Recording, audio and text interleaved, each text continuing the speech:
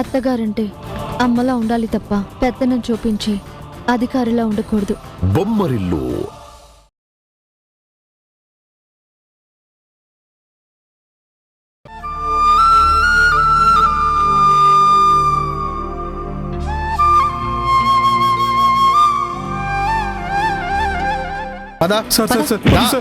నాకేం తెలియదు సార్.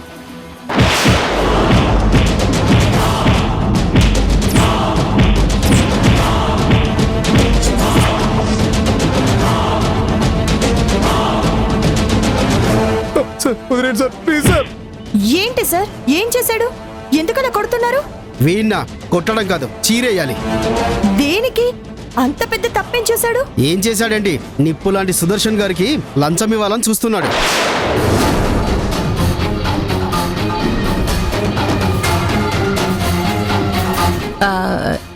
లంచమా?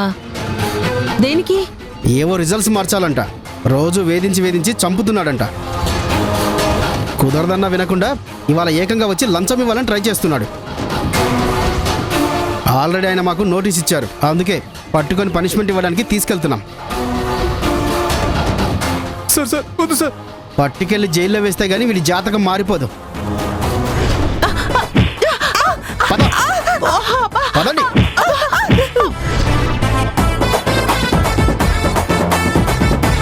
వామ్మో, తలుచుకుంటేనే వాతలు తేలినట్టున్నాయి.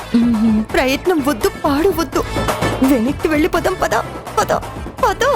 ఎందుకు వచ్చారు? ఎవరు మీరు? ఇక్కడ ఎందుకున్నారు? ఏం పని మీద వచ్చారు? అదే అబే ఏం లేదండి. మా బ్రదరు ఇందులో పనిచేస్తున్నాడు. అలా వెళ్తూ వెళ్తూ వాడిని ఒకసారి పలకరించి వెళ్దామని వచ్చాం, అంతే. ఎవరు పడితే వాళ్ళు లోపలికి వెళ్ళకూడదు. ముందు ఇన్ఫార్మ్ చేయండి, ఆయనే బయటికి వస్తాడు. సరే పదరా, పద పద. పద శక్తి, పద వెళ్దాం రా.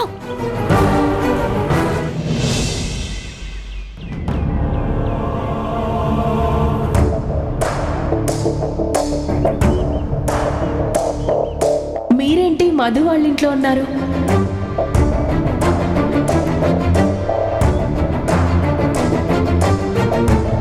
డాక్టర్ గుణశేఖర్, తను మా డాడీ. మధు నా సిస్టర్. అదేంటి మధు, కాలేజ్లో అందరితో నాకు డాడీ లేరని చెప్పావు? నేనే తప్పు చేశానా, తప్పుగా ప్రవర్తించానా, తప్పుగా మాట్లాడానా అని ఈ కొద్ది రోజుల్లో నాకు తెలియకుండానే తన మీద ఏదో ఒక అభిప్రాయం స్థిరపడుతూ వచ్చింది.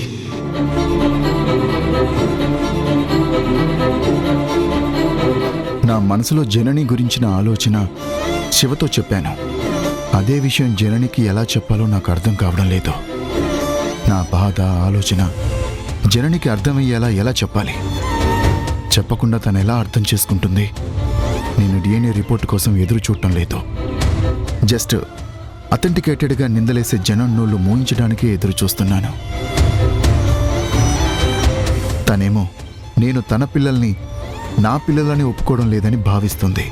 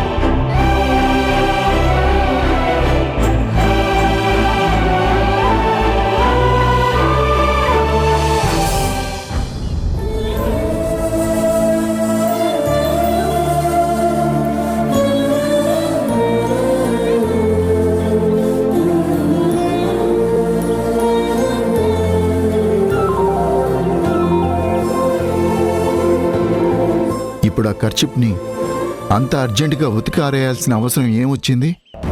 నా మొహానికి కట్టుకున్నది కదా, ఎవరిచ్చారో వాళ్ళకి ఎలా ఇచ్చారో అలా ఇవ్వడం ధర్మం కదా, అందుకే.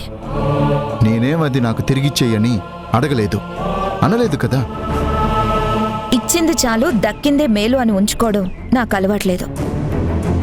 ఫ్రెష్గా ఉతికి చక్కగా ఇచ్చేద్దాం అనుకున్నాను. దాన్ని తీసుకోవాలనే ఉద్దేశం నాకు లేదు. ఉంచుకోవాలన్న ఆలోచన నాకు కూడా ఏం లేదు.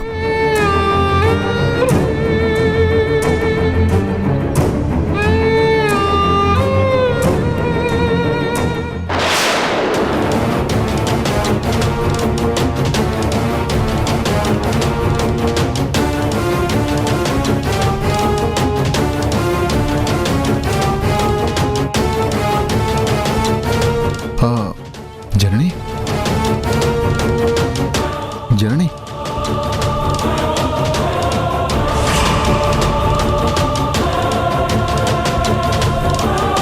జనని.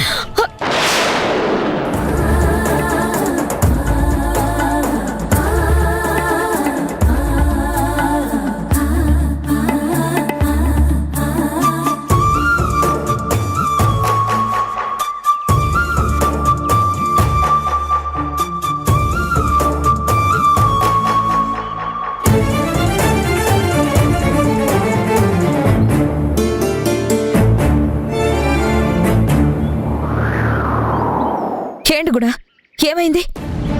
నీకేమన్నా మతిపోయిందా? ఇలాంటి పిచ్చి పనులేంటి? నేనేం కావాలని చేయలేదు.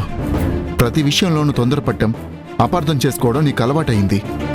అపార్థాలేం కాదు, ఇప్పుడిప్పుడే అర్థమవుతున్నాయి. సెటైరిక్గా మాట్లాడడం కాదు, ఒకసారి అటు చూడు. ఆ పూలకుండి నీ మీద పడబోతున్నట్టుగా అనిపించింది. టెన్షన్ పడ్డాను. నీకు ప్రమాదం జరగకూడదనే నేను అలా పక్కకు లాగాల్సి వచ్చింది.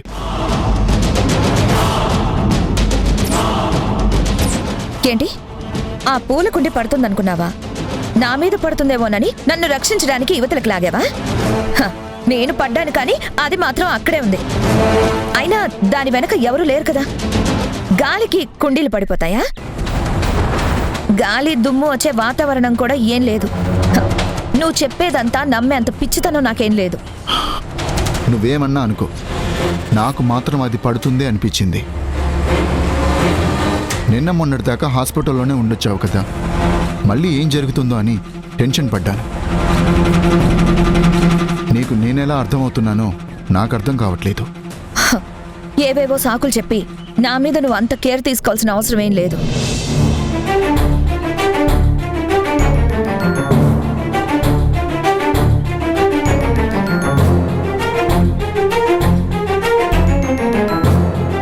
నా టైం బాలేదు. నేనేం చేసినా తప్పుగానే అనిపిస్తుంది.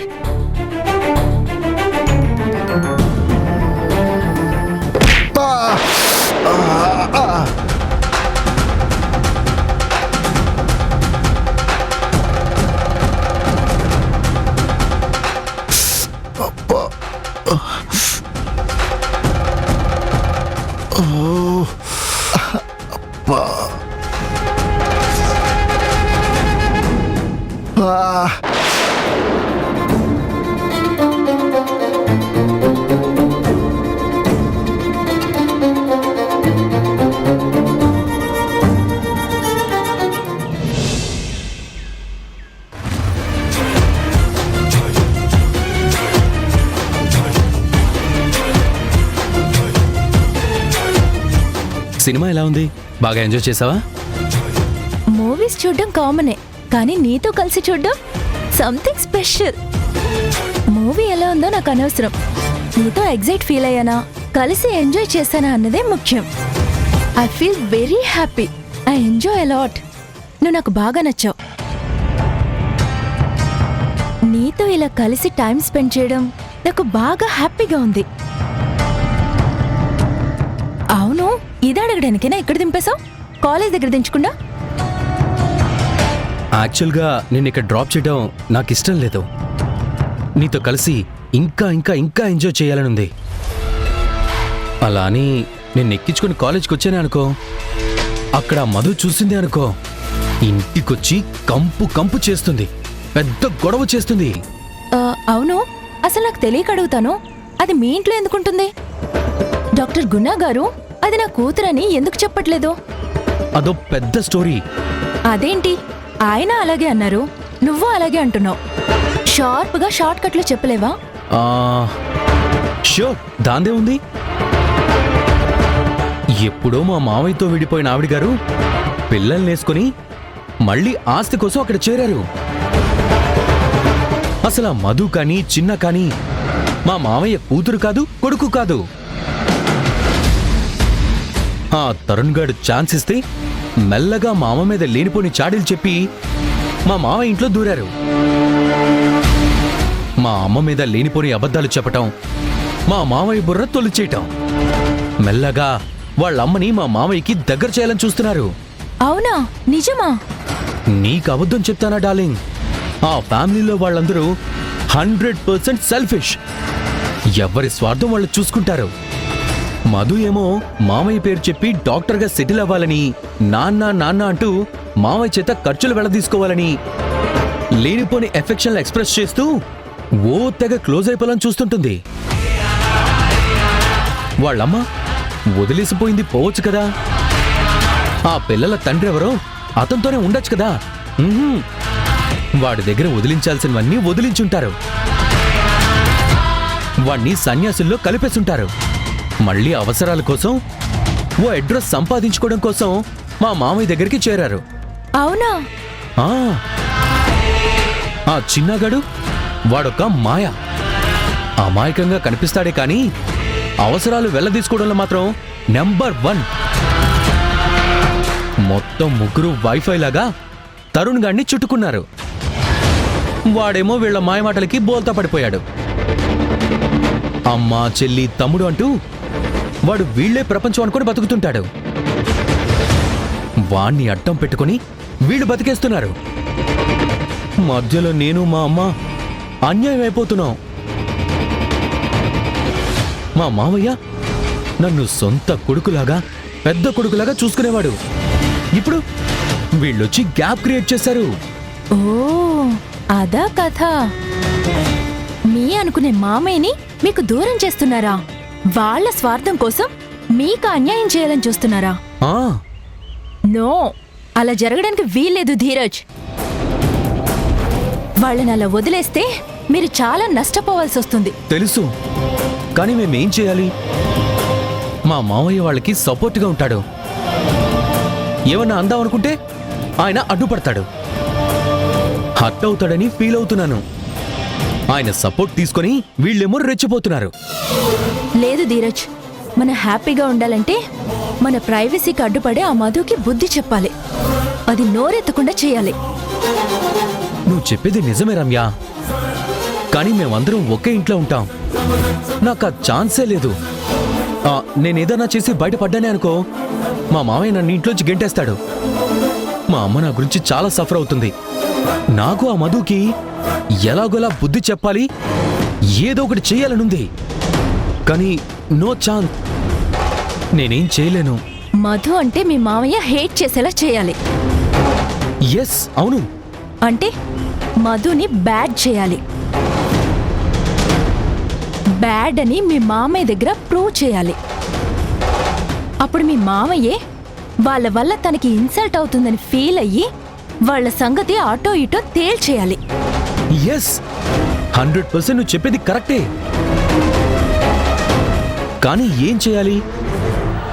ఏం చేస్తే మా మామయ్య ఆ మధు వాళ్ళని అసహించుకుంటాడు, స్పెషల్గా మధుని హేట్ చేస్తాడు? నువ్వే చెప్పు. అంటే ప్రస్తుతం నాకేం ఐడియా రావట్లేదు. ఏదైనా వస్తే చెప్తాను. అయితే నువ్వు ఆలోచించి ఐడియా వచ్చినప్పుడు చెప్తావు. కానీ నువ్వు చెప్పేలోపే వాళ్ళ బంధం బలపడితే మనం అప్పుడు ఏం చేసినా ప్రయోజనం లేదు. టైం తీసుకోవద్దు. ఇప్పుడే ఏదో ఒక ఆలోచన చెయ్యాలి. ఎస్. అంటే నాకు ఒక ఐడియా వచ్చింది. చెప్పు, ఏంటది?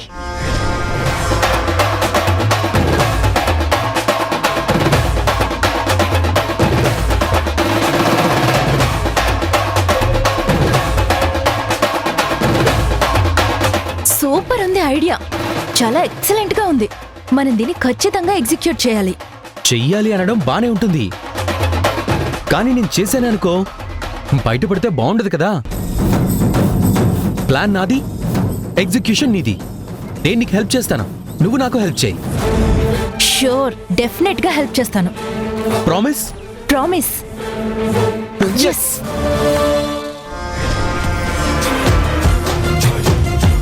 నా రెండో ప్లాన్ కూడా సక్సెస్ అయింది. ఇప్పుడు ఆడుకుంటా ఆ మధు లైఫ్ తో బాస్కెట్ బాల్. దాని చాప్టర్ క్లోజ్.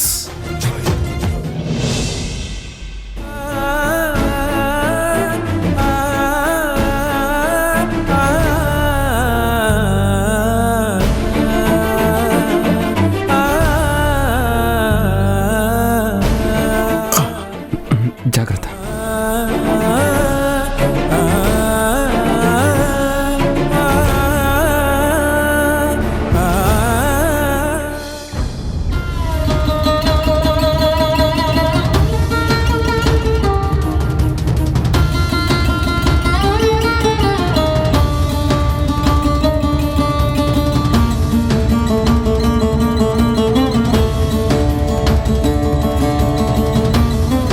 ఆ పూలకుండి పడుతుందనుకున్నావా? నా మీద పడుతుందేమోనని నన్ను రక్షించడానికి యువతలకు లాగావా? హ, నేను పడ్డాను కానీ అది మాత్రం అక్కడే ఉంది.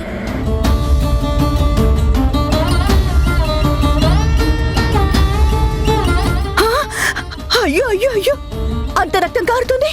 ఏమైంది బాబు? అబ్బే ఏం కాలేదండి, చిన్న దెబ్బ తగిలిందంతే. నాన్న బ్లడ్ బాగా వస్తుంది, హాస్పిటల్కి వెళ్దామా? చిన్న దెబ్బే కదరా, దీనికోసం హాస్పిటల్ దాకా ఎందుకు? ఫస్ట్ ఎయిడ్ చేస్తే సరిపోతుంది. 1 మినిట్, ఇప్పుడే తెస్తాను.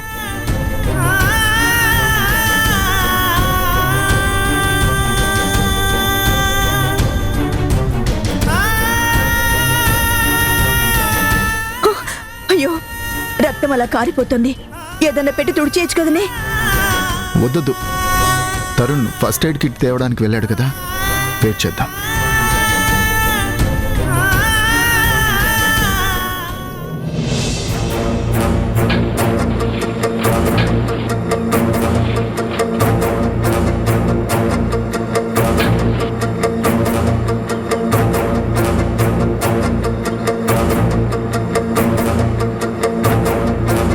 వీడేంటి ఇంకా రావట్లేదు?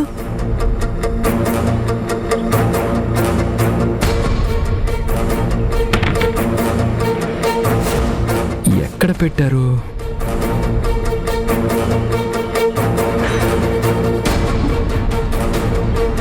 తెచ్చావా? డాడీ, ఫస్ట్ ఎయిడ్ కిట్ ఎవరో ఎక్కడో పెట్టారు, కనిపించడం లేదు. జర్నీ చూస్తూ నిలబడ్డావేంటే? వెళ్ళి ఏదో ఒకటి చెయ్యి. నాన్న లేట్ చేయొద్దు, పద హాస్పిటల్కి వెళ్దాం, పద. వద్దులేరా, పెద్ద డాక్టర్ని. చిన్న గాయం కోసం కంగారు పడి హాస్పిటల్కి వెళ్తే వాళ్ళందరూ టెన్షన్ పడతారు.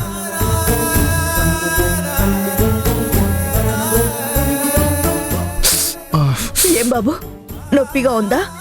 గాయం నాకు నొప్పి పెట్టకుండా ఉంటుందా అమ్మమ్మ? నాన్నేమో హాస్పిటల్కి రాను అంటున్నాడు. ఏం చేయాలి ఇప్పుడు?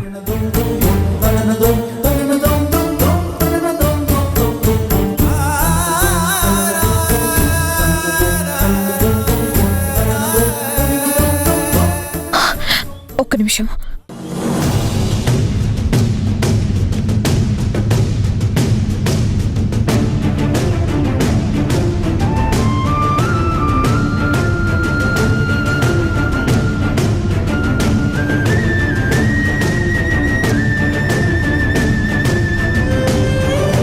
తరుణ్, కాళ్ళు పైకి లేపు, కాస్త ఊర్చుకోండి.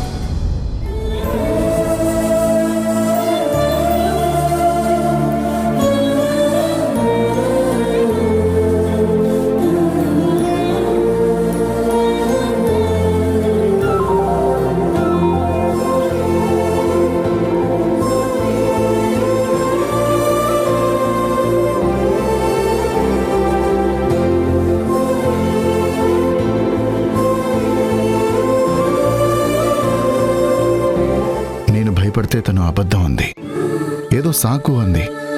ఇప్పుడు నా బాధ చూసి భరించలేకపోతుంది, ఫీల్ అవుతుంది. ఎంతగా రియాక్ట్ అవుతుంది. తనకు నా మీద లోపల చాలా ప్రేమ ఉంది. అందుకే స్పాట్లో స్పాంటేనియస్గా ఏదో ఒకటి చేయాలని ఐడియా వచ్చింది.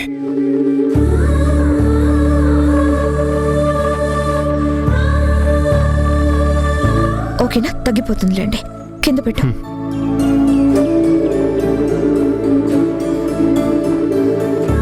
ఓకేనా?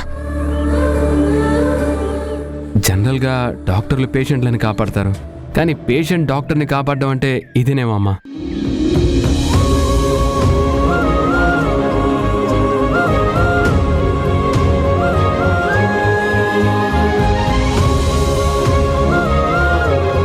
మనుషుల మధ్య తేడాలున్నా మనసులు మాత్రం ఒక్కటి.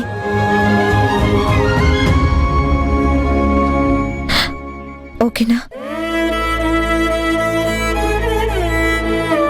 మా మధ్య డిఫరెన్సెస్ ఆఫ్ ఒపీనియన్ ఉన్నా ఫీల్ మాత్రం ఒక్కటే. చిన్న గాయానికి ఎంత కంగారు పడుతుంది. లోపల పాజిటివ్ ఒపీనియన్ ఉంది, కానీ బయటపడ్డానికి ఈగో అడ్డొస్తుంది. నేను పాజిటివ్గా మధు విషయంలో బిహేవ్ చేయలేదని కాస్త బాధపడింది, కానీ నా బాధ చూసి చలించిపోయింది.